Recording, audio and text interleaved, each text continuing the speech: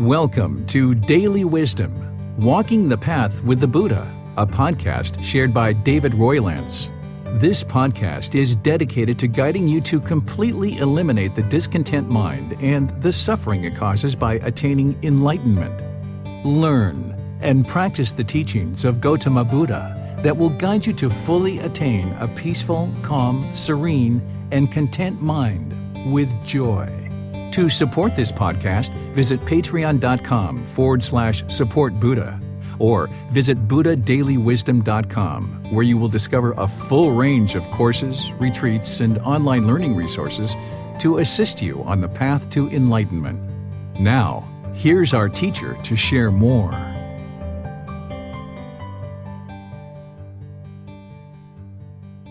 Sawadee Kap. Hello and welcome to Daily Wisdom, Walking the Path with the Buddha. Today is our group learning program, and we're studying this book, Developing a Life Practice, The Path That Leads to Enlightenment. Each Sunday, I'm going chapter by chapter to help you learn the teachings of the Buddha and develop a really nice foundation to be able to make your way to enlightenment on the path to enlightenment using the teachings of the Buddha. Well, today we're in chapter 11, which is titled Meditation, Developing Your Practice. This is an essential ability and skill that you need to develop in order to make your way to enlightenment. You wouldn't be able to meditate your way to enlightenment. You need other things besides meditation, but you also wouldn't be able to get to enlightenment without meditation either. So you're going to need a well-developed meditation practice. So here in chapter 11, I share with you the 4 different types of meditation that are taught in order to help you be able to make your way to the enlightened mental state. So I'm going to be sharing each of those 4 with you, and I'm going to be using the words of the Buddha throughout our class today to help you be able to see what he actually taught about meditation in a summary form. And then there's other books that I share besides this one that'll take you much deeper into the teachings of the Buddha on meditation. But what I share here in volume 1 and in this particular class in chapter 11 is going to really help you to start to develop your meditation practice to be able to make your way closer and closer to enlightenment, where the mind can be peaceful, calm, serene, and content with joy. As we go through our class today, you're welcome to ask any and all questions that you like. You can put those into Facebook, YouTube, or Zoom. Or in Zoom, you can electronically raise your hand and ask any questions that you like. I'm going to use some visual aids to help me to share the teachings with you today. These are slides that I'm going to be using just to help you to be able to learn what it is that I'm sharing with you. So the first thing to start to talk about in terms of helping you get well established in developing your practice of meditation is to start with some meditation basics. Here at the beginning of the chapter and then here at the beginning of the class, share with you a definition of meditation. This is helpful so that you understand that when I use the word meditation, what am I actually referring to? Because not everybody in the world would define meditation in exactly the same way. So I'm going to share with you here how I define meditation so that when I talk about meditation, you'll know what I'm talking about. Here, the way that I define meditation in the book and in our classes is that meditation is a technique to actively train the mind during dedicated, independent, purposeful training sessions to eliminate unwholesome qualities of the mind and or cultivate wholesome qualities of the mind in the positions of seated, lying, standing, or walking. So it's a dedicated, active, purposeful training session where you're eliminating certain unwholesome qualities and cultivating certain wholesome qualities. And you're in the positions of seated, lying, standing, or walking. And as I talk about each of the 4 types of meditation today, I'm going to help you to understand what are the unwholesome qualities that you're eliminating from the mind and what are the wholesome qualities that you're developing, because you're going to need that in order to train your mind in day-to-day life. And what the Buddha discovered is these 10 individual pollutions in the mind, and he discovered the tools and techniques of how to eliminate them from the mind. So meditation is helping you to eliminate certain unwholesome qualities and cultivate certain wholesome qualities that you're going to need in your journey to enlightenment. And you're doing this either in the seated, lying, standing, or walking positions. And I'm going to share each of these 4 positions with you and how I actually use them, and then encourage you to not believe what I'm sharing, but instead to learn it, reflect on it, to independently verify it, and then practice it so that you can see the truth for yourself. Just as much as it's important to understand what meditation is, it's also important to understand what meditation isn't. Meditation isn't exercising, walking the dog, gardening, driving, or other things like this. Now, you may do these things and they may be helpful for you in life, and this may be something that you find beneficial, but it's important that you understand that these aren't meditation. Someone might say, I'm going to go walk the dog and meditate, or I'm going to go do some gardening and meditate, or I'm going to go for a drive and do some meditation. If you thought that those things were meditation, and as I taught you today in the class, if you only did those things like exercising, walking the dog, and thought you were meditating, then you wouldn't be actually able to eliminate certain unwholesome qualities and cultivate certain wholesome qualities that the Buddha shared in order to help you to get to enlightenment. So while you may do these things and find them very beneficial for your life, it's important that you don't see them as meditation. Even though other people might be referring to it as meditation, it's helpful for you to understand what meditation is, which is this dedicated, independent, purposeful training session, eliminating certain unwholesome qualities and cultivating certain wholesome qualities. And there's these 4 positions that we do it in, which is seated, lying, standing, or walking. As part of understanding the basics of meditation, it's helpful to understand that you're going to need a meditation teacher. It's helpful for you to have this individual to be able to reach out to and get help as you need help. Whether you consider me your teacher or not, that's up to you, but you're going to need some teacher in order to reach out to and get help. If you were just watching YouTube videos or reading books or things like this, maybe listening to podcasts or using a phone app, and you didn't have somebody to reach out to in order to get help as you were training your mind, this could be very detrimental to your progress on the path to enlightenment, because it's only a Buddha who would be able to get to enlightenment by themselves. One of the criteria that a Buddha meets is that they can independently make their way to enlightenment without the help of any teachers or any guides. That's the first criteria of what makes a Buddha a Buddha. And then they're going to share their independently discovered teachings with countless people for the rest of their life, helping countless people get to enlightenment during that period of time, from the time they get to enlightenment until they die. And then they're going to preserve their teachings in such a way that countless more people can get to enlightenment after their death. So a Buddha, which is very rare in the world, the last one existed over 2,500 years ago, they're going to be able to get to enlightenment by themselves. But everybody else is going to need teachers and guides, because you're going to encounter certain things in your meditation that you're going to need to reach out to somebody, a real live person, not a book or a YouTube video or a podcast. You can't ask questions necessarily to those kinds of situations. So you're going to need to be able to reach out to somebody who you can ask questions to. And if what you get back from your teacher is, oh, that's normal, keep going, that can give you some confidence to know that you're headed in the right direction. There's been situations where students have tried to meditate on their own and awaken their mind to enlightenment on their own, and they run into all kinds of problems. These aren't people who are learning with me, of course, but these people were first trying to meditate on their own without any guidance. And there's one particular case that I sometimes share with students, that there was this individual who was trying to meditate on their own for about 2 years or so. They worked themselves into a lot of difficulties and a lot of problems. This individual was a doctor. They were a practicing doctor, and they ended up getting to a point where they were highly depressed. They were sleeping 23 hours a day.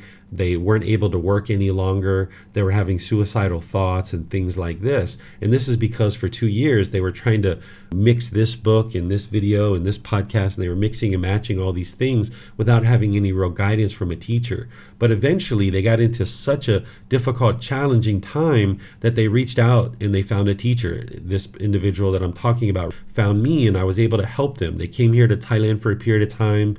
They went back to their home country. They eventually made their way out of those difficulties and problems. But for about 4 years or so, this person's life was very difficult and very challenging. They ultimately got back to work. They don't have any suicidal thoughts anymore. All of that stuff is eliminated. But for about 4 years, because they lacked the wisdom of understanding that they needed a teacher, life was very difficult and very much a struggle for them. So you can avoid all of that by having a teacher, somebody that you can reach out to.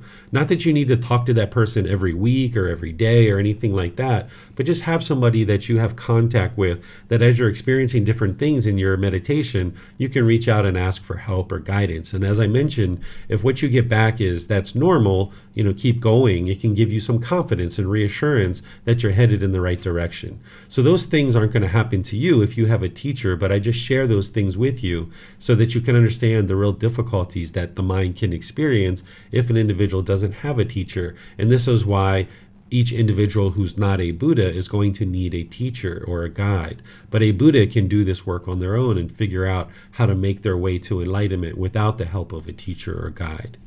And then in terms of the last thing referring to meditation basics is talking about the positions that you might need to acquire in order to meditate. You're going to need these 4 different styles of meditation in terms of these different positions. And I'm going to share with you what these 4 positions are and how you might use them. But again, remember, you don't believe me. You're not following me. You're learning from me as a student, but then you reflect on that and then you practice and see the truth for yourself of what works best for you. So I'll share with you these 4 different positions and how I use them. And then you decide for yourself, as you're needing these different positions, how they work best for you. So the seated position for me and for many people is kind of like the go-to position for meditation. It's the primary position that you might be seated on the floor or a chair, maybe in a wheelchair or on a bench or something like this, where you would like to sit and have the body be in a comfortable seated position. If you're on the floor, that might mean you have some cushions under your rear. It might mean that you are sitting cross-legged with your legs lightly crossed, because the more you get the hips up in the air, it lessens the angle at the hips, the knees, and the ankles and allows the circulation to flow. And then you might have your hands comfortably resting in your lap. This is a nice position with the upper body being erect.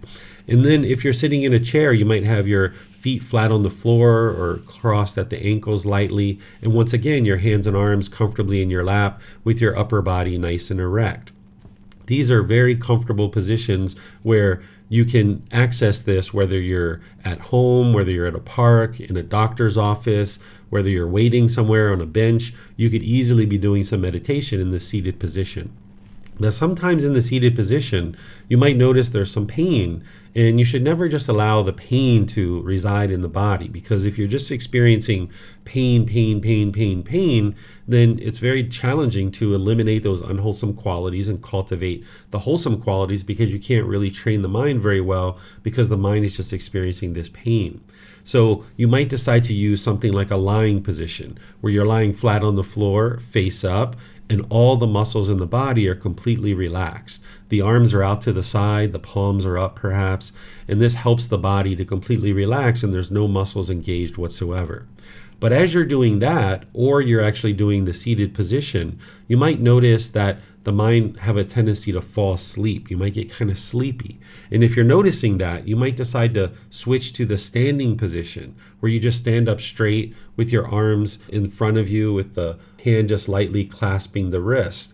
Or you might have your arms on the sides of the body, just relaxing and down towards the floor. Or you might put the hands and arms behind the body and lightly clasp at the wrist. It's not about everybody doing it exactly the same way. It's not about training the body. It's about putting the body in a comfortable position that you can then train the actual mind.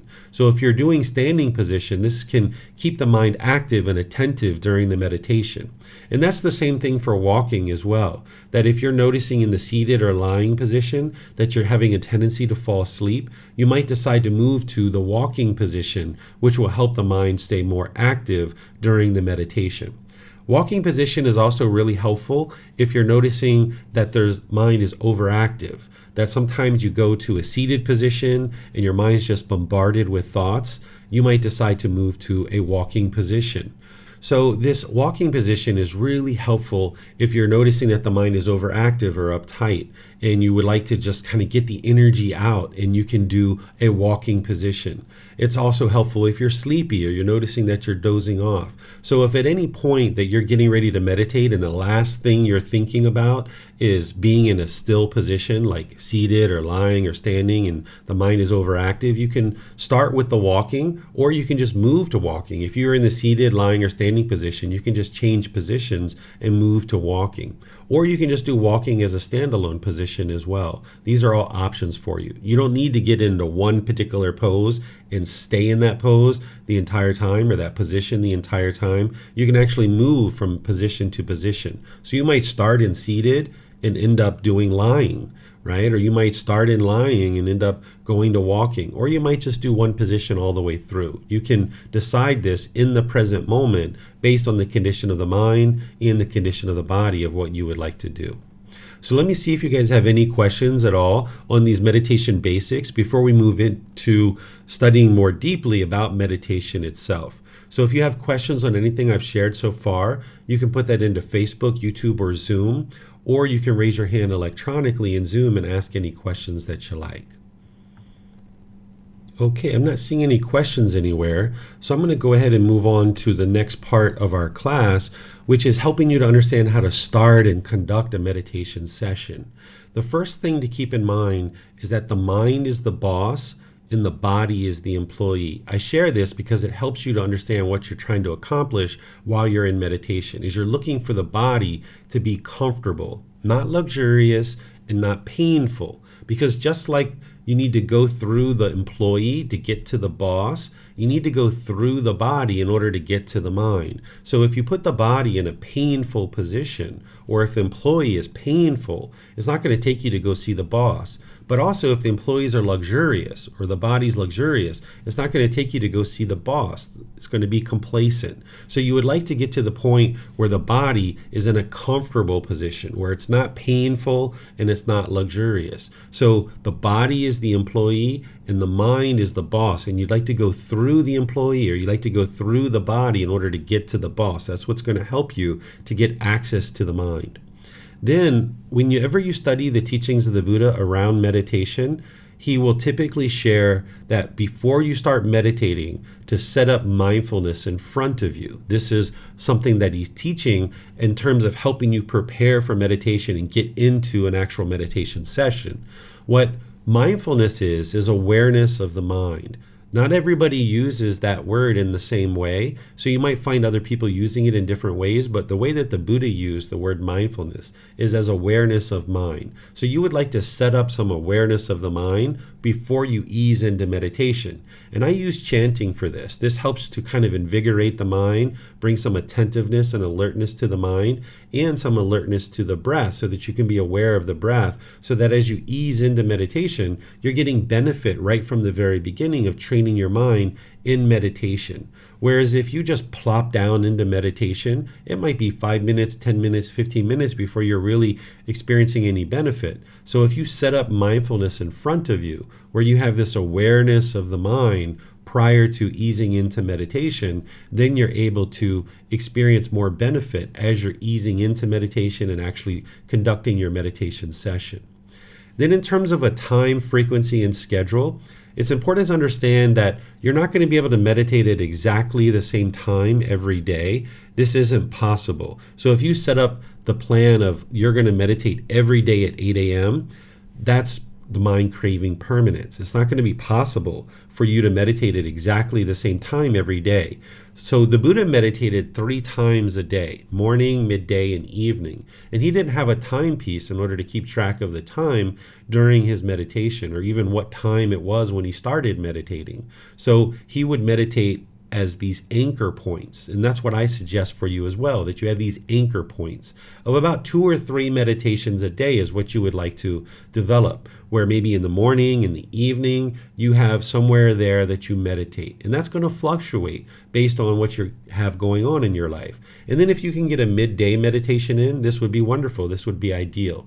So instead of having a real fixed, rigid schedule where you're kind of setting yourself up to fail to meditate at exactly the same time every day, this would actually not be possible. So if somebody tells you that, there's a special time of day you have to meditate at 3:30 a.m. every morning, you have to wake up and meditate, this is actually impossible. You can't meditate every single day at 3:30. And there's no specific time during the day that is more beneficial for you to meditate than others. The mind doesn't know what time it is. So you need to just find these anchor points, kind of morning, evening, and maybe a midday meditation, which is what the Buddha did as well. So if you build up to 2 or 3 meditation sessions per day for about 30 minutes or more, this is what you'd ultimately like to build up to. But it's going to take you time to be able to do that, where you might take 6 months, a year, even 2 years to build up to the point where you're meditating 2 or 3 times a day for 30 minutes or more. I know when I first started out, I could barely meditate for a minute or two. My mind was bombarded by so many thoughts. It was like hitting a brick wall. So it took time to gradually build up to longer and longer meditation sessions. So take your time, don't put pressure or expectations on yourself, but gradually build up to 2 or 3 sessions per day for 30 minutes or more. Then you might notice during your meditation that you become sleepy. This is common, particularly when you first start. The first 3 to 6 months, you can become very sleepy during meditation because more likely than not, your mind isn't really functioning optimally and you're not really getting very good quality sleep when you first get onto the path to enlightenment because your mind hasn't been sleeping very well. Now that you start training your mind, you might notice that as a tendency to sleep more or be interested to sleep, and you'll notice better and better quality sleep as well. So you have a couple of options here. That if you're noticing that you're sleepy during meditation, the first thing you could do is just maybe go to sleep because that's what the mind needs. Get some rest. Maybe sleep for a little nap, and when you wake up, then you feel refreshed and you can meditate later. Or the other option is you could just change the positions like we talked about. You could switch to standing or walking, and this would allow you to continue to meditate and not have the sleepiness there. So you can make a decision for yourself in the moment. Is it best to go ahead and get some sleep or just change positions? Then you might notice during your meditation that you have certain physical sensations in the body, like an itch or something like that. If you're noticing any physical sensations in the body, if you can, you would like to avoid itching that. This is really good training for the mind, that you can notice that that itch will arise, it will change, and then it will fade away. This is a very common thing that you might notice in meditation. But as you're meditating, you might just have such a strong urge to itch that you need to itch after like 5 seconds or so. And if you have that, then go ahead and itch if you need to. But next time, just try to expand that for longer and longer periods of time, maybe 8 seconds, 10 seconds, 12 seconds, all the way that you can get to the point where you notice the itch, but it doesn't affect the mind. That it notice that it arises, it changes, and it fades away, that it's impermanent.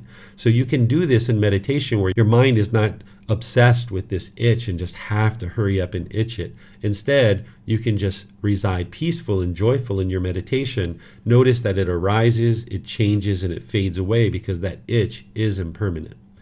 And then sometimes during your meditation, you might notice some visual stimulation. This is like different colors or different vivid things that you see in the eyes, or it's actually happening in the brain. Because even though your eyes are closed during meditation, you can still see. And the reason why is because the eye is just a lens that brings in light. Sight is actually truly occurring inside the brain. So with your eyes closed, you can still see. You can still have the images of things from the past, different memories that have come up, or you can have different colors like white or purple or green or different things like this. There's nothing special that you need to do other than to cut that off and bring the mind back to the breath, just like you're doing with breathing mindfulness meditation. Sometimes people get really caught up in these different visual stimulations, like the different colors, and they think that this is an indication that they're about to become wealthy, or they're going to get sick, or they should sell their house or something like this. This isn't actually what's occurring. What's actually occurring is that as you're training the mind, there's an effect to the brain. The mind and the brain are two different things. The brain is the physical organ that is inside the physical body. The mind is intangible, it's non-physical. And as you're training the mind, there's an effect to the brain where the physical structures of the brain are changing. Doctors and researchers are seeing this occur when they're researching individuals who meditate. And as those physical structures of the brain are changing, you can experience various visual stimulation like white and green and purple and different memories and things like this. You might even get to the point where you can hear the structures of the brain changing inside the skull. So you might experience these kinds of things. You don't need to run out and go to a fortune teller and figure out what these things mean. You're not special. Many people experience these kinds of things. Just bring your mind back to the breath and just know that things are moving in the right direction, because the physical structures of the brain are starting to change, and this is a very beneficial thing for an individual. Then lastly, on this particular topic of starting and conducting your meditation sessions, that some people are taught to meditate with external stimulus, maybe like a phone app or a special candle or incense or a special blanket or maybe beads or something like this, or even music or things like this.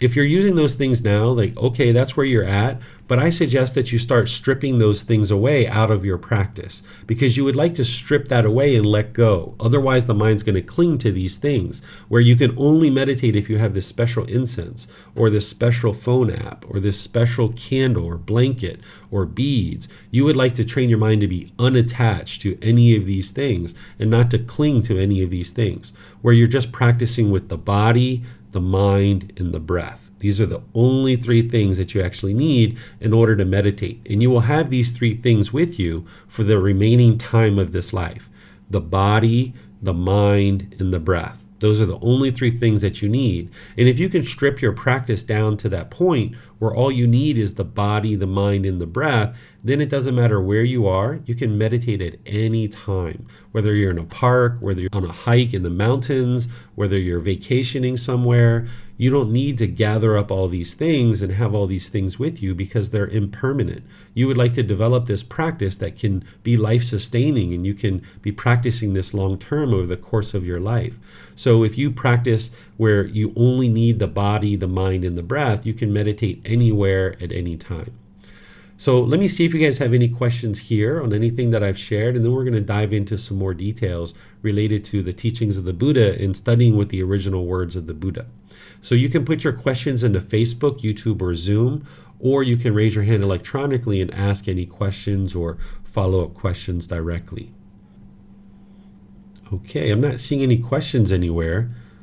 So let's go ahead and start studying with the words of the Buddha so you can see what he taught, and then I will help you to understand each of these meditations. So here, this is a section of a discourse where the Buddha was teaching the ordained practitioners to develop 4 different types of meditations. Prior to this, he was talking about 5 things to develop your life practice in order to make your way to enlightenment. And then eventually he gets to this. He says, having based himself on these 5 things, meaning the 5 things he was talking about previously, the monk should develop further another 4 things. And this is where he explains in summary form each individual meditation. Number 1, the perception of unattractiveness of the body should be developed to abandon lust. This is a meditation to eliminate sexual cravings. 2, loving kindness should be developed to abandon ill will. This is loving kindness meditation, which works to eliminate anger, hatred, ill will, and the lesser versions. 3, mindfulness of breathing, or breathing mindfulness meditation, should be developed to cut off thoughts. This is a form of meditation that's going to help you eliminate craving, desire, attachment, cultivating mindfulness and concentration. So we're going to be talking about that. And then this 4th one, the perception of impermanence should be developed to eradicate the conceit, I am. When one perceives impermanence, the perception of non-self is stabilized. One who perceives non-self eradicates the conceit, I am, which is nibbana, or enlightenment, in this very life. So these are the 4 styles of meditation that the Buddha taught. Since the lifetime of the Buddha, people have invented a whole host of different meditations. You can find 50, 100, 300, thousands of different meditations out there. But these aren't what the Buddha actually taught. And in some cases, these meditations are actually training the mind to do the very opposite thing that the Buddha taught. So if you're interested in getting to enlightenment based on the teachings of the Buddha and the path to enlightenment that he taught, you would like to have learned and be able to practice these 4 types of meditations. There's 2 styles of meditations that are the primary forms that everybody on the path to enlightenment will need, which is the breathing mindfulness meditation and loving kindness meditation. And then there's 2 other specialized meditations that you only need in unique situations. And by focusing only on these 2 styles of meditations, and then maybe these other 2 as you need them occasionally, you can get really deep into your meditation practice, understanding how to do these 4 types of meditations very well. Whereas if you were trying to learn 20, 30, 50 different meditations, your meditation practice would be so broad that you wouldn't have the depth. So what you're looking for is to understand the why of why you're actually meditating in this way. The Buddhist practice that he taught in terms of meditation and the entire path to enlightenment is a complete and perfect plan of how to move the mind to the enlightened mental state.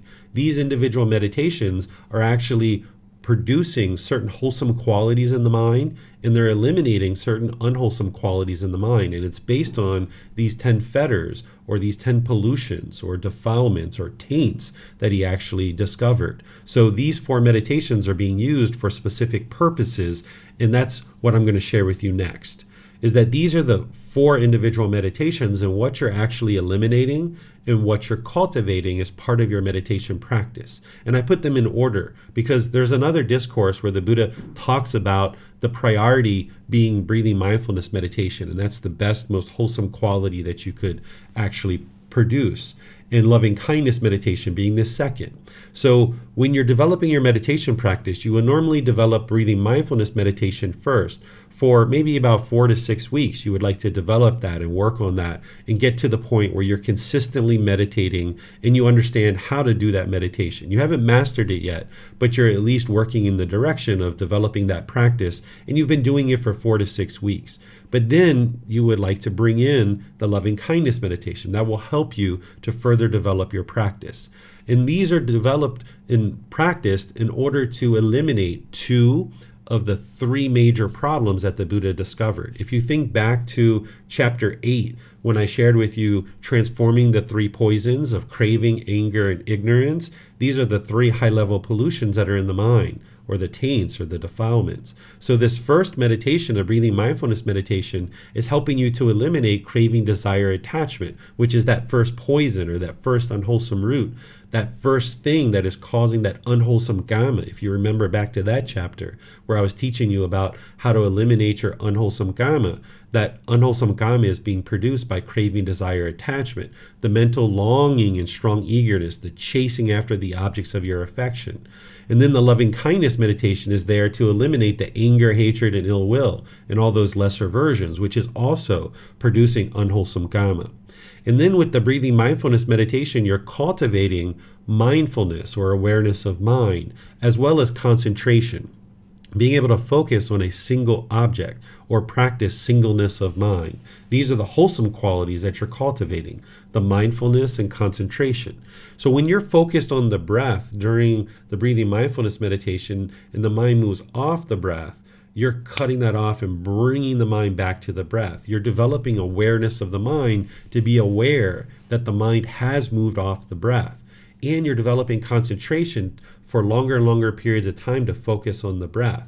And you're training the mind to have this discipline or this control where when the mind moves off the breath, you can bring it back. This is helping you to eliminate craving, desire, attachment.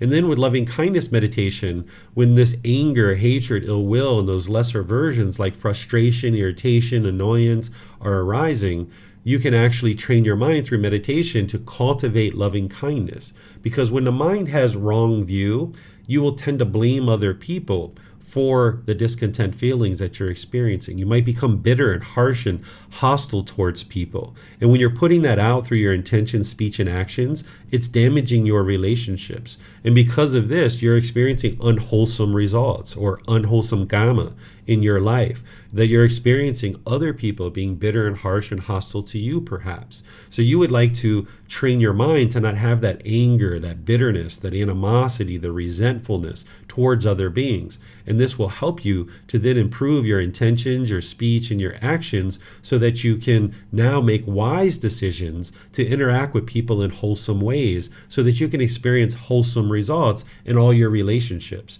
You can get to the point where every single relationship that you have, is healthy and wholesome, that there's no bitterness or animosity or hostility in any of the relationships that you have. But you'll need to transform your mind with this loving kindness meditation.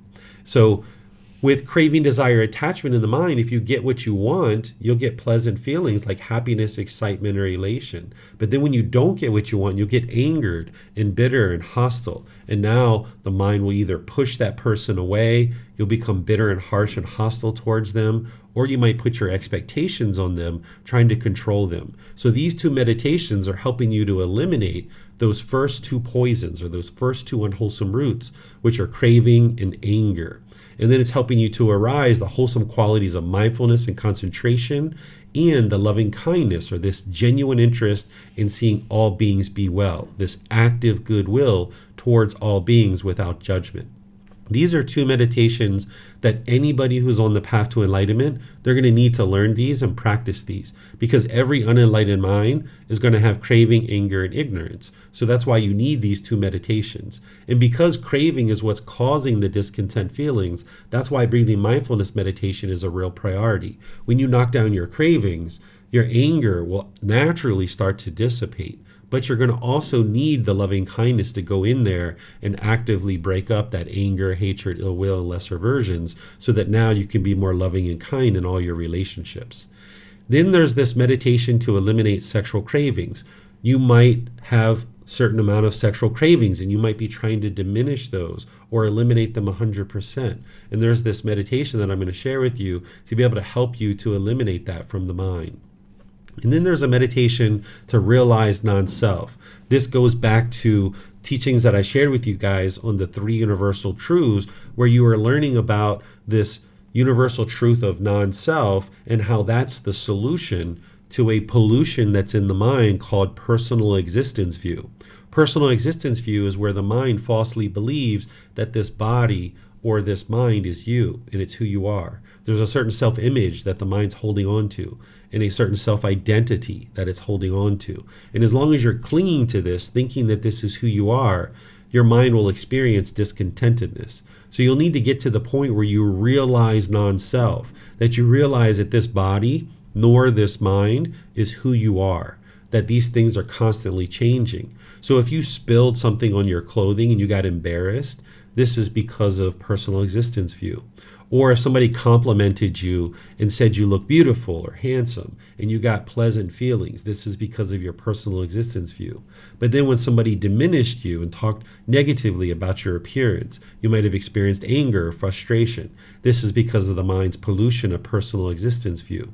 Or if you have a certain identity in the mind, where the mind is thinking that, I am American, or I am a Buddhist teacher, or I am this, or I am that I am that the Buddha was talking about. As long as the mind is doing that and clinging to your culture, your ethnicity, your job or occupation or anything like this, then as long as you're clinging to that, then your mind is going to now be shaken up when you hear agreeable or disagreeable things.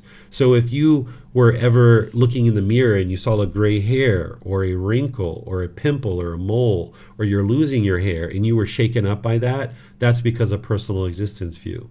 Or if you spilled something on your clothing and felt embarrassed, this is because of personal existence view.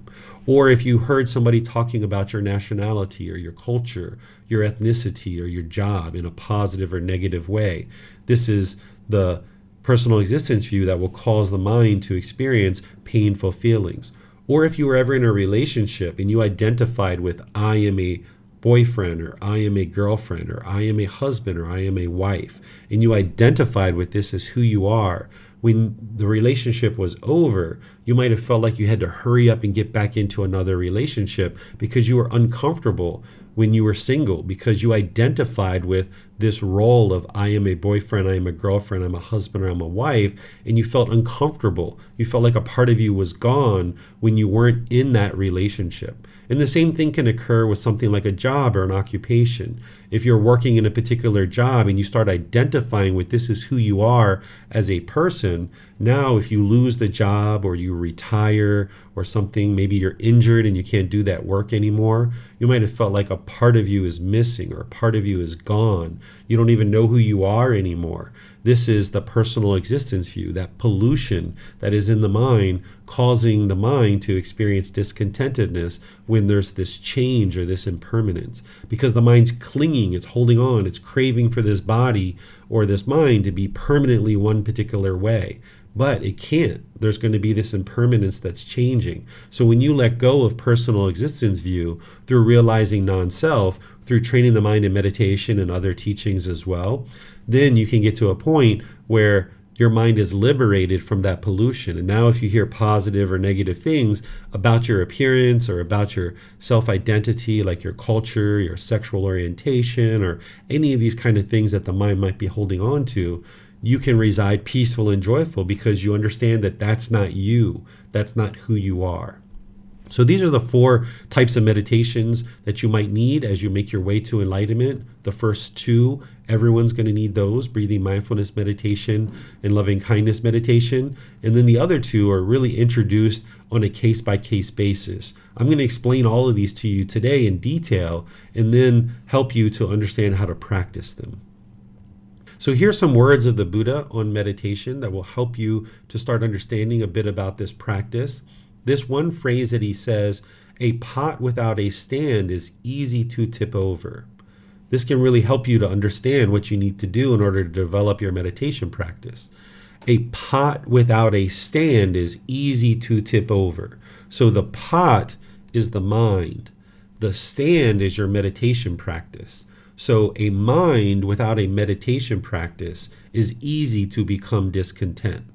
A mind without a meditation practice is easy to tip over. A pot without a stand is easy to tip over. So when you are meditating, as you dedicate more and more time over the course of 3 months, 6 months, a year, you're developing your meditation practice. It's like your stand is becoming wider and wider and wider, and it's harder and harder to tip over this pot.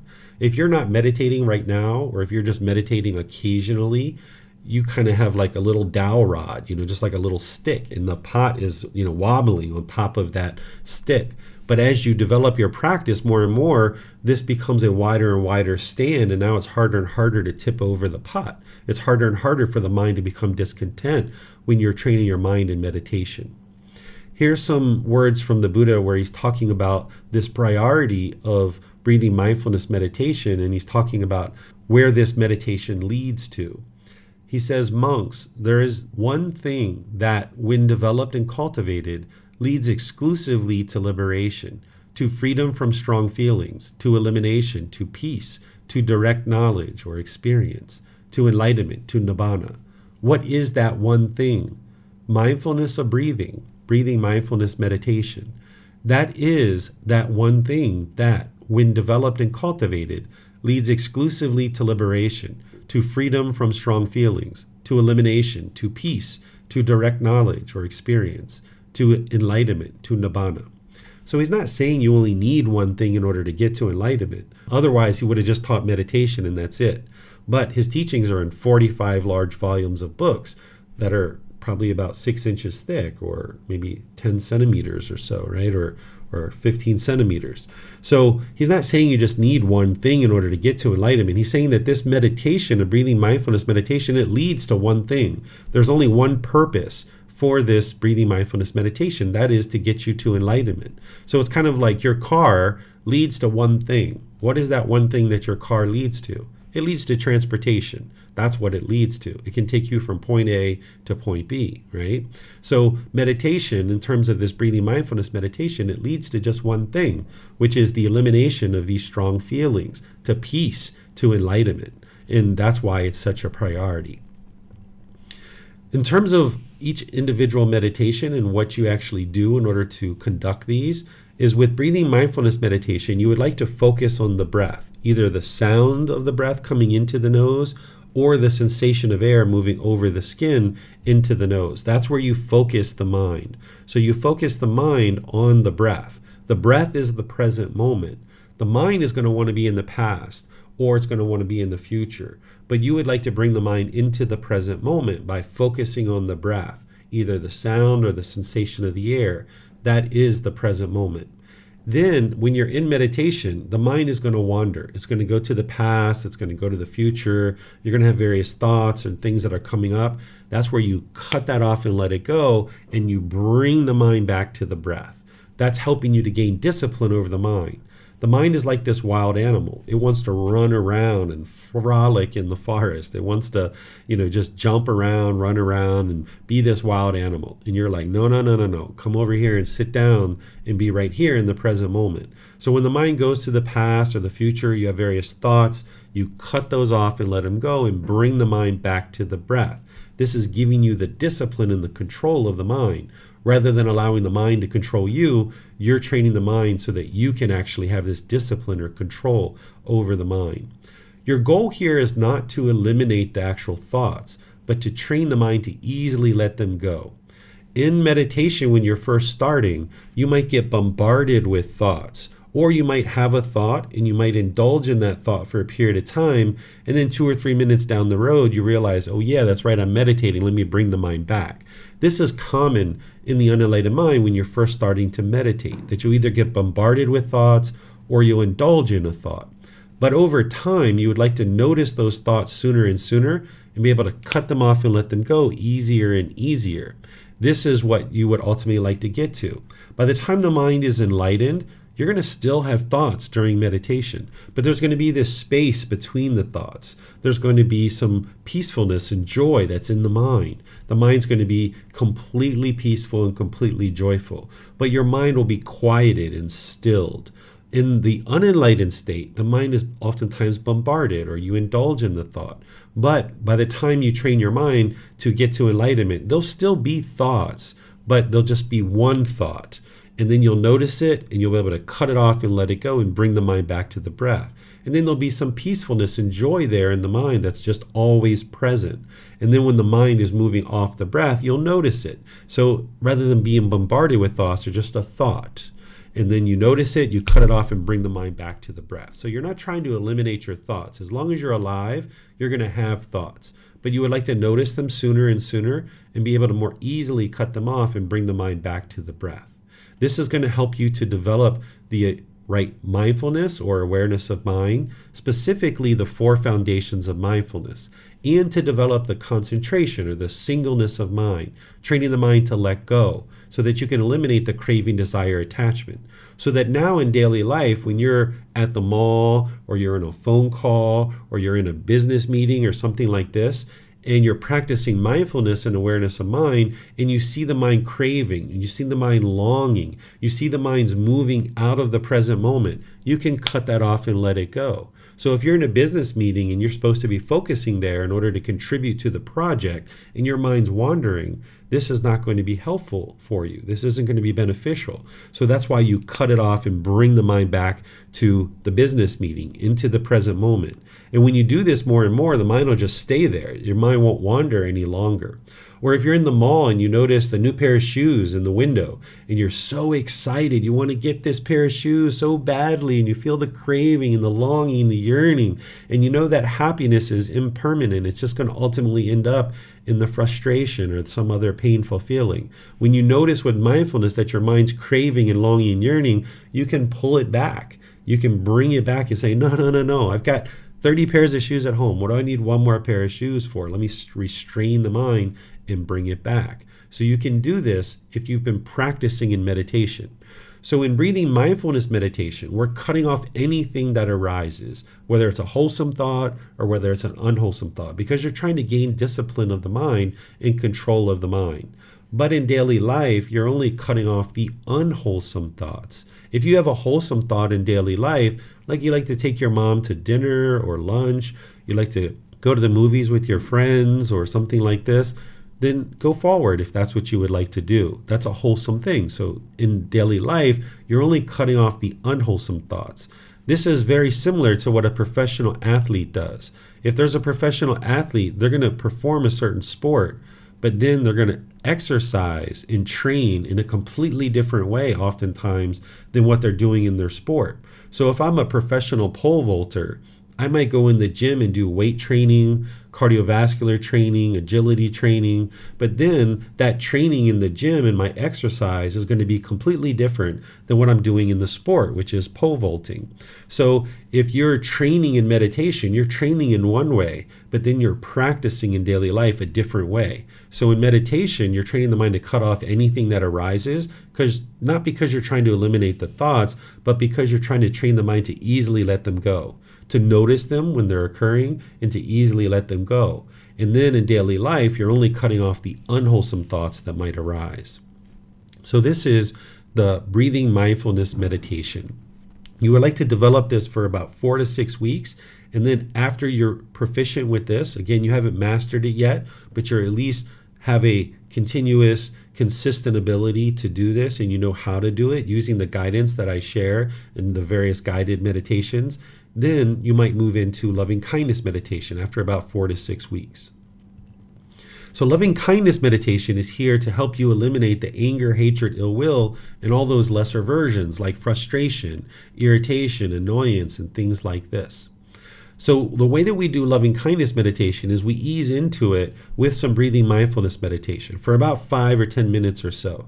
Then once you get into the loving kindness meditation, you have already had awareness of the mind, you've already got some awareness of the breath, and on the out breath, you would like to then train the mind to say these affirmations where you say, may I be peaceful, or may I be safe, may I be well, may I be free of all discontentedness in the suffering it causes. So you do this on the out breath, and you're going to do it very slowly. So as you breathe in, you take a nice deep breath, and then on the way out, may I be peaceful, right? And then you breathe in nice and gradually, and then on the way out, may I be safe. And you go through these 4 affirmations. This is going to help you to cultivate loving kindness for you, for this being who you are now.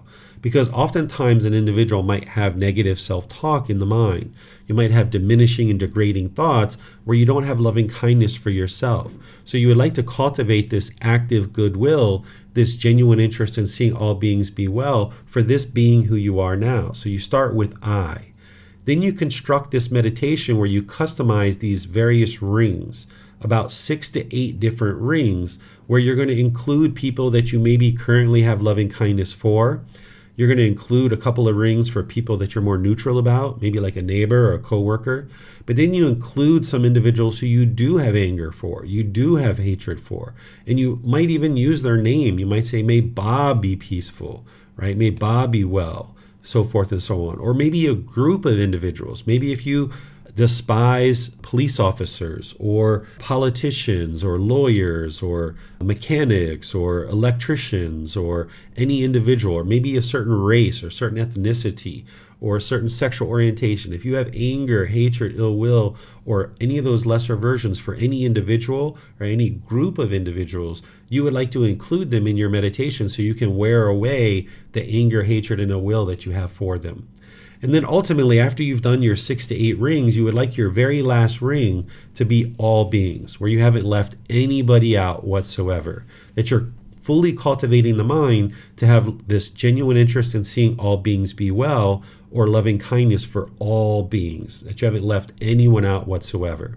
So what you're essentially doing in this meditation with these affirmations is you're rewiring the mind. You're wiring the mind to no longer experience this anger, hatred, ill will, because that's the way that the mind is wired now, that if somebody does something that you disagree with, you might become angered or frustrated or agitated, and you go down this well-worn path of anger, hatred, and ill will. The grass is worn out, the bushes are pushed back, the stickers are pushed back, and you know where this path leads. It leads to broken relationships. And if you keep going down this path where you're bitter, harsh, and hostile to people, then you're going to have fewer and fewer individuals that you can spend time with in the world. So what you would like to do is get out your machete, and you would like to forge this new path where you're breaking down the bushes and the stickers, and you're creating this new path for yourself, which is this loving kindness. And this is why it's going to be a bit of a challenge and maybe even a struggle at different times, because you've pushed people away out of your life and you've put this wall between you and them, and it's very hard to break through that.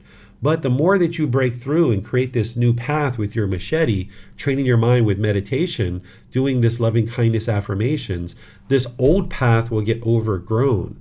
And eventually you get to the point where it's impossible for your mind to be angry. By the time you get to enlightenment, an enlightened being will not feel any anger, frustration, irritation, annoyance. There's not even the slightest displeasure in the enlightened mind, that you don't even have a bad mood anymore because you've trained the mind and you've essentially rewired it. Whereas as long as you allow your mind to continue to stay wired with anger, hatred, and ill will, that you're going to keep going down that path. So you would like to break that up and now go down this new path where you can practice loving kindness with all beings through your intentions, your speech, and your actions. So you do this in meditation like you're filling up your gas tank, and now you go out into the world and you practice being loving and kind through your intentions, your speech, and your actions. So out of your 2 or 3 meditations per day, if you make the morning meditation loving kindness, this will kind of set up your mind that now the relationships and the conversations that you have throughout your day, you can be practicing loving kindness.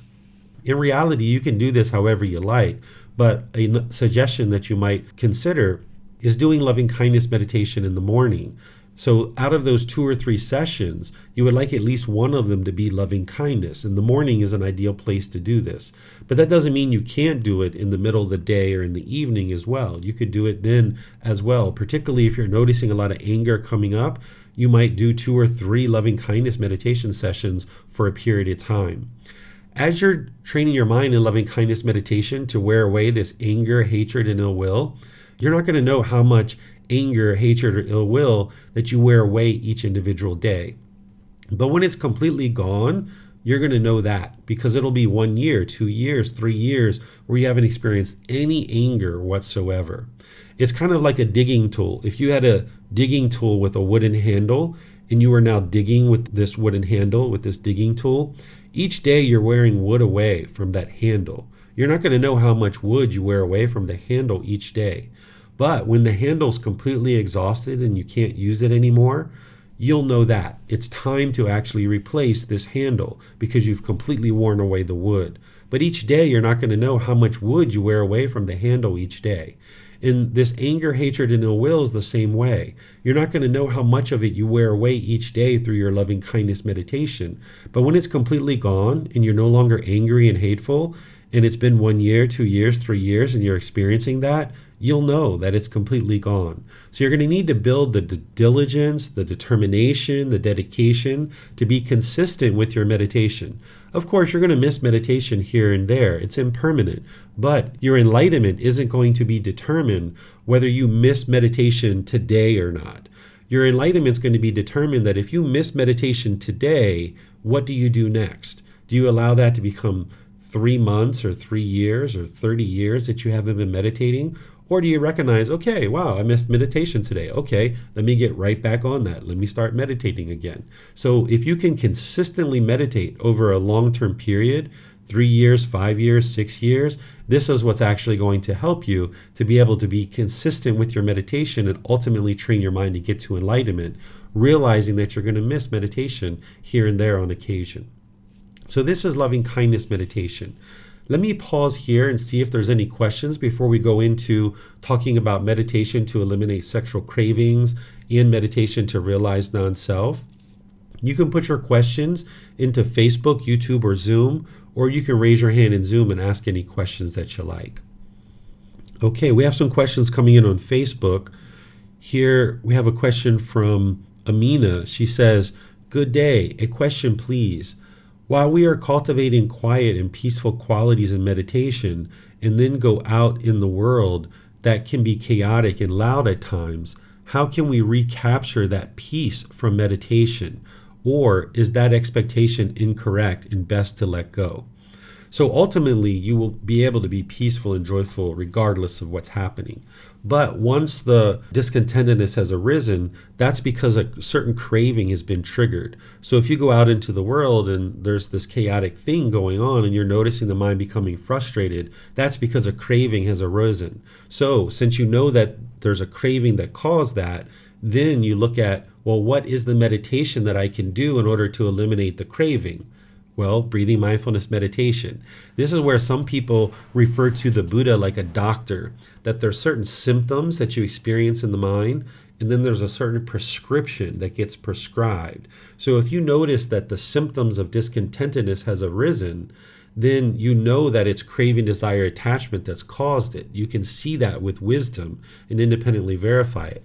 Then you implement the tool or the technique, which is breathing mindfulness meditation. You can do that to eliminate that discontentedness. And if you've been meditating consistently as you have, Amina, you should be able to eliminate that on the spot. That's what the Buddha talks about, that if you've accumulated enough benefits in your meditation, that now if you meditate for a period of 5 minutes, even 10 minutes, just a little touch-up meditation, you should be able to eliminate that discontentedness.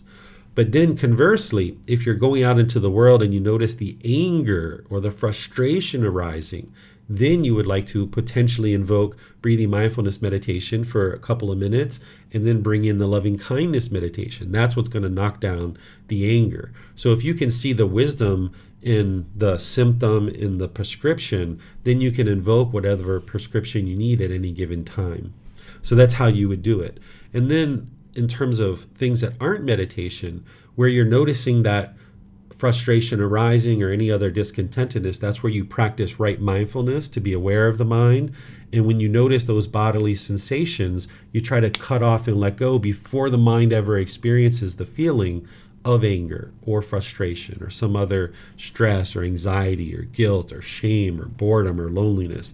So if you're consistently meditating, you should be able to develop the qualities of mind that you can notice any discontentedness arising sooner and sooner as just a bodily sensation, and then cut it off before it ever becomes a feeling. That would save your mind the whole trouble of needing to experience that feeling. But if you need the meditation once it has become the feeling, then use the meditation on the spot. Do a little touch up if that's what you need to do. There were times where I'd be out and about in the world and I'd need to go off in a corner somewhere and meditate for 5 or 10 minutes or so and then come back to whatever it is that I was doing. Sometimes I would just excuse myself and go to the bathroom. And sometimes I would just meditate in the bathroom if I was in a work environment. I would sit on the toilet with my clothes on and sit there and meditate for a little period of time. Or if I was here at a temple, perhaps I might have stepped away from a certain conversation and gone and found a quiet corner in the temple and meditated for 5 minutes or so, and then came back once the mind was in a better condition. So you can do those kinds of things as well. Biplop is asking a question, Sir, what is meaning of mindfulness of contemplation, body as body? This is where the Buddha is introducing to you the 4 foundations of mindfulness. He talks about body as body, feelings as feelings, mind as mind, and mental objects as mental objects. This is what you're developing in breathing mindfulness meditation, to have awareness of the bodily sensations that are occurring before the mind becomes discontent. You would like to be able to be aware of those sooner and sooner, because if you don't cut it off as a bodily sensation, then it's going to become a feeling in the mind, like anger, frustration, or guilt, or shame, or boredom, or loneliness. And if you don't cut it off there as a feeling, it's going to affect the condition of the mind for a couple of hours or a couple of days or a week or two. And then it's going to feed the mental object. These are the 4 foundations of mindfulness. So if you keep allowing the mind to experience conditioned feelings, then your mind's continuing to stay wired to experience those conditioned feelings. So you would like to get all the way to the point where you're noticing it as a bodily sensation and you can cut it off and let it go there. You're not allowing the mind to get those conditioned feelings. This is rewiring the mind. You're breaking that up. So when the Buddha is talking about body as body, he's talking about becoming aware or having mindfulness, having the mind be aware that these bodily sensations are occurring. So before you get angry, you might get some tightening of the chest or around the heart, or you might get tingling in the chest, or your throat might tighten up, or you might feel heat in the face or pressure in the skull. These are all bodily sensations associated with anger or frustration. Or with shyness, you might get a queasiness in the stomach, right? And there's other bodily sensations with those conditioned pleasant feelings, painful feelings, and neither painful nor pleasant. And you would like to train the mind to be aware of those bodily sensations and cut them off sooner and sooner so that you can gain control and discipline of the mind, not allowing it to form a conditioned feeling. Mayuli in Facebook is asking, During loving kindness meditation, the last ring for all beings, I'm sending loving kindness to all the 5 realms. I also envision all the 5 realms. Is this okay? Sure, you can meditate in doing loving kindness to cultivate loving kindness for all 5 realms of hell, animal, afflicted spirit, human realm, and heavenly realm. That's all beings. But don't think of it as you're sending loving kindness. This isn't actually possible. Instead, what you're doing is you're internally cultivating the loving kindness within your own mind, so that if you come in contact with any of these beings, that you can be loving and kind in those situations. Whereas if you have anger, hatred, or ill will in the mind, then when you come in contact with any beings in any of these realms, that would come out through your intention, speech, and actions. So we're not trying to change other people or other beings in our loving kindness meditation by sending loving kindness to them. Instead, you're cultivating it within your own mind so that you're like filling up the gas tank, so that when you're around these beings, you can then reside with loving kindness, this genuine interest in seeing all beings be well. And then Mayuli has some additional things here. She says, my go-to meditation position is seated, but essentially, as long as your mind is fixated to the breath, you can be in a position outside the 4 positions you described. Is this correct? For example, in an inversion upside down position, I sometimes transition to the 4 position in inversion to help extend the meditation. So you could meditate in other positions, like an inverse position. Like I know my wife, she hangs herself upside down doing yoga and other training and stuff like that. I've never tried to do it that way, but there's no reason why you couldn't meditate from that position. But the Buddha taught these 4 positions: seated, lying, standing, and walking, because those are ones that everybody can access. Not everybody's going to be able to hang themselves upside down from, some kind of device or some kind of tree. But among these 4 positions, you should be able to find one at any given time that can be helpful for you. There was a period of time where I couldn't do seated meditation, and I had to do lying meditation because my legs weren't able to be crossed. I couldn't even sit. I had to lie in a bed due to an accident that I had. So I would encourage you to work on those 4 positions of seated, lying, standing, and walking, and get comfortable with those. And then if you try to meditate in some of these other positions, sure, go for it. But always remember that it's a dedicated, active, purposeful training session where you're eliminating certain unwholesome qualities and you're arising certain wholesome qualities. It's not truly about the body positioning. The body positioning is there because you're going to need these different positions at different times. It's all about training the mind. So the position that the body is in really doesn't truly matter 100%, because the Buddha just provided these 4 because you can't permanently be in one particular position throughout your entire life. You're going to need these different positions at different times as you experience impermanence in the physical body. So if you cultivate other positions like being inverted, then sure, if that's what you like to do, go for it. But it's these 4 that you would like to be sure that you have those 4. Amina's asking something else here, I think. She says, thanks so much for these wise words. Paying close attention to the bodily sensations as they arise, use right effort, tune up meditations, all great guidance. And the last one is a new practice not previously considered that can surely be helpful in the moment. Grazie. I think that's Italian. Okay. So I think that's all of our questions on Facebook for now. And I don't see any on YouTube right now. So let me go ahead and share with you guys the other 2 meditations that I'm planning to teach you guys as part of understanding these 4 meditations that the Buddha taught.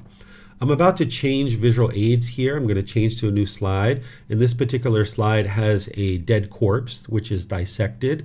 So I'm just kind of making you aware of that if you have a queasy stomach or you have some cravings in there that are going to produce discontent feelings, if you would like to look at this is actually really helpful for you to eliminate that craving, desire, attachment. But if you're not interested in looking at it, you might blank your screen or look away as I change the slide here. So there's this meditation to eliminate sexual cravings. This is where the Buddha was saying the perception of unattractiveness should be developed to abandon lust.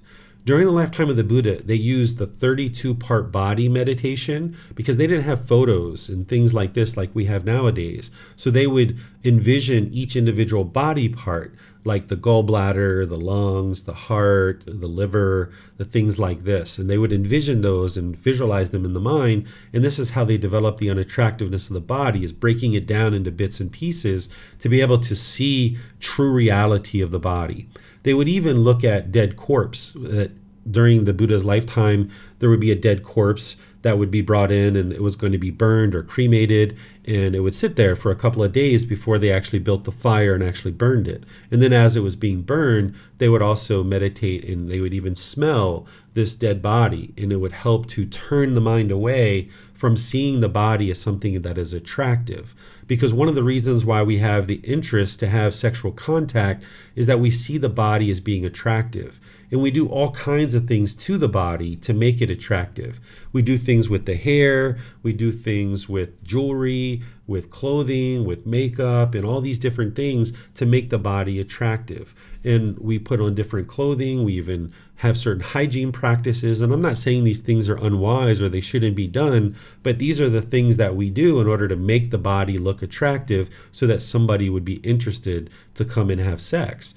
Well, if you're looking to reduce your sexual cravings, maybe bring it down to just one partner, or if you're looking to completely eliminate sexual cravings 100%, there's this meditation that you can do, either the 32-part body meditation or looking at a corpse. Nowadays, what we tend to do is use these photos because it's not readily available for most people to go sit by a corpse and actually meditate. So these pictures are a way that you can actually do that. So if you download a picture off the internet, or if you go to a anatomy lab where there's some places that you can go and you can actually spend like $10, $15, $20 and you can go in and see dead bodies that have been donated to science. This can actually help you to see the unattractiveness of the body. And the way that you do this meditation is you either do seated, lying, standing, or whatever position you'd like, and you keep your eyes open and you look at this image and you just kind of imprint this image into the mind, starting to see the body as unattractive. And now this will help to reduce your sexual cravings where you don't see the body as being attractive and that this is something that you find pleasure in. Because if you saw somebody that had their skin ripped off their body and they were like, okay, you can have sex with this, you probably wouldn't have sex with a body that didn't have the skin. But because of that outer shell and that we do see the body as attractive, we tend to move in that direction where we're interested in have sexual contact. There's that central desire in the mind. There's the longing and yearning through the sense bases where the mind wants to be pleased and have the pleasant contact through the sense bases. So you can train your mind to no longer see the body as attractive, to either reduce or completely eliminate your sexual cravings. And the reason why you would be interested in eliminating your sexual cravings is that sexual contact is not permanent.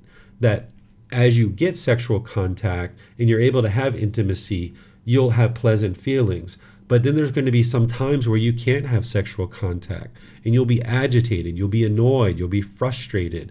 So you can get to the second stage of enlightenment and still be maintaining a sexual contact with your partner in a sexual relationship.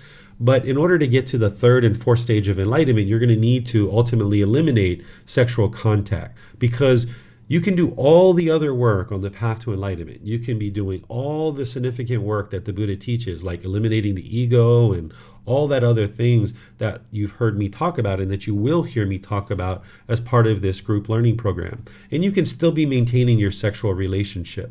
So let's just say you do all the other work on the path to enlightenment, but you still have this central desire in your mind where you want sexual contact. You're going to be in the second stage of enlightenment.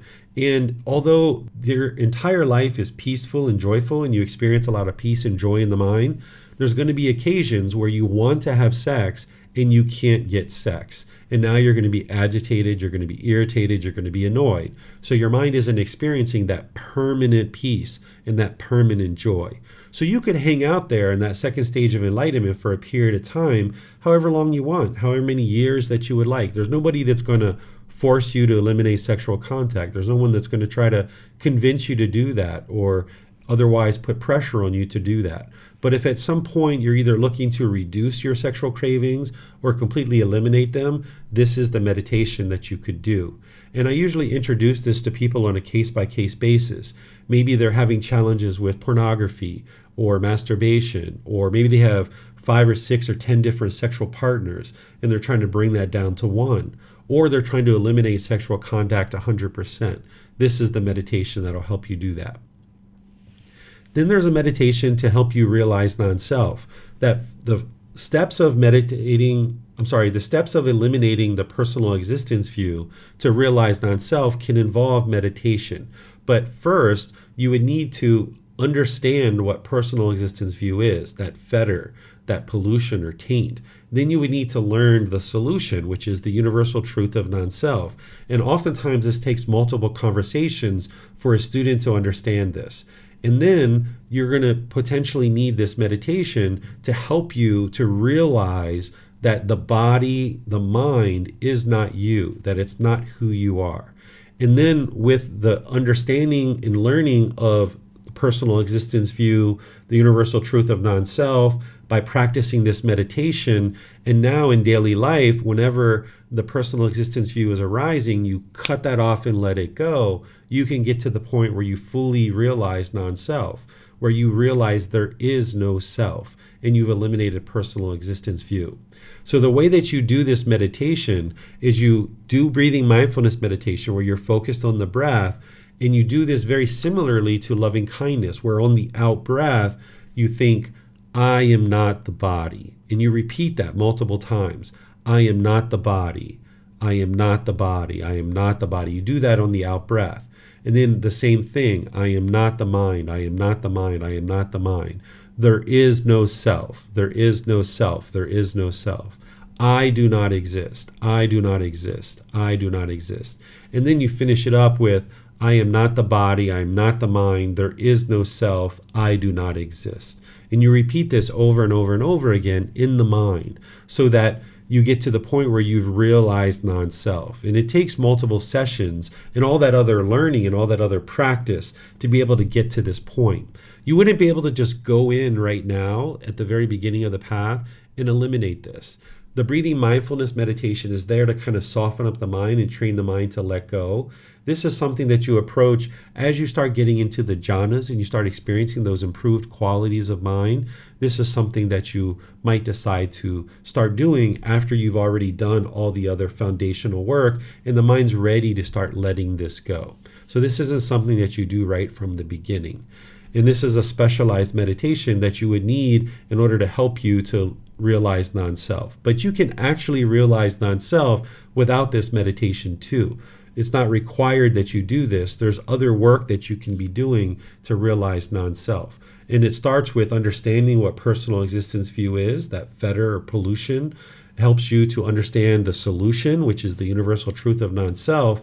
And then whenever you're noticing that the mind is becoming agitated or annoyed or frustrated or any other discontent feeling, even pleasant feelings related to the self-image or the self-identity, you cut that off and let it go. You restrain the mind in daily life.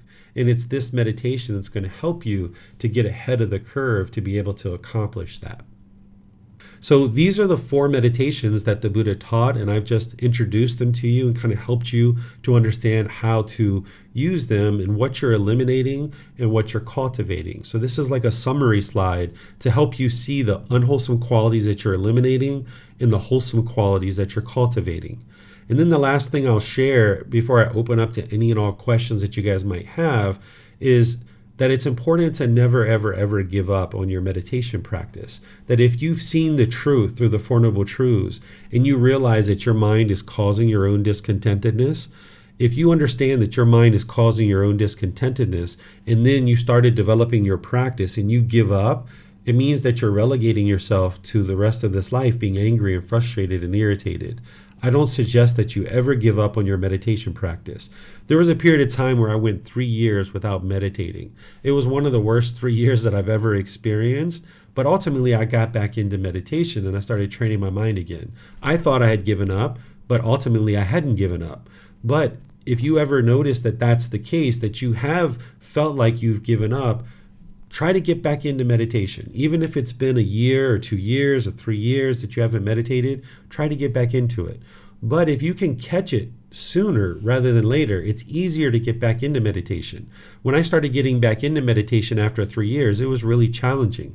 Whereas if I would have caught it like within the first couple of days or the first couple of weeks, it would have been a lot easier to get back into the meditation because it would be more fresh in the mind. So I encourage students to never ever give up on their meditation practice. No matter how much struggles or how much challenges you experience in life, continue to stay dedicated, determined, and diligent to develop your meditation practice. The Buddha shared words along these same lines as well. He shared, "Meditate, monks, do not be complacent, lest you regret it later. This is my instruction to you." So what he's saying here is if you allow the mind to become complacent and you don't meditate, you're going to regret it later. When you're angry, when you're frustrated, when you're having difficulties in your relationships, you're going to regret it later. So this is the Buddha encouraging you to stay consistent and dedicated and determined in your meditation practice. And these are some of the words that he shared during his lifetime. So if you would like to eliminate this anger and bitterness and hostility, the boredom, the loneliness, the guilt, the shame, the fear, the stress, the anxiety, those displeasure, it's your meditation practice that's going to really help propel you in practicing to get to the point where you eliminate those discontent feelings. But remember, you can't meditate your way to enlightenment. You're going to need other teachings. But you also wouldn't be able to get to enlightenment without meditation either. So you'll need to develop this practice. And as you guys have questions, you're always welcome to reach out to me through asking questions in a class like this. You can post questions in the Facebook group. You can send me private messages, and you can even schedule personal guidance, and I will help you to develop your meditation practice. So let me know if you guys have any questions. I'll help you. You can put those into Facebook, YouTube, or Zoom, or you can raise your hand in Zoom and ask any questions that you like. Okay, we have some questions here in YouTube. Dear David, I'm coming to Thailand December to study Buddhism and meditation more in depth. Do you have any info or links regarding accommodations in temples, etc., to stay in an environment like this? I know there's plenty of temples around that have the ability for you to stay in them. I haven't been to any of those temples to stay myself, but if I was you, I would look on the internet. That here in Chiang Mai, I know there's places like Wat Umong that you can go to and stay, and there's other places around, but I don't have any firsthand knowledge on those places because I've never stayed there myself. So you could probably find some different recommendations and stuff on the internet.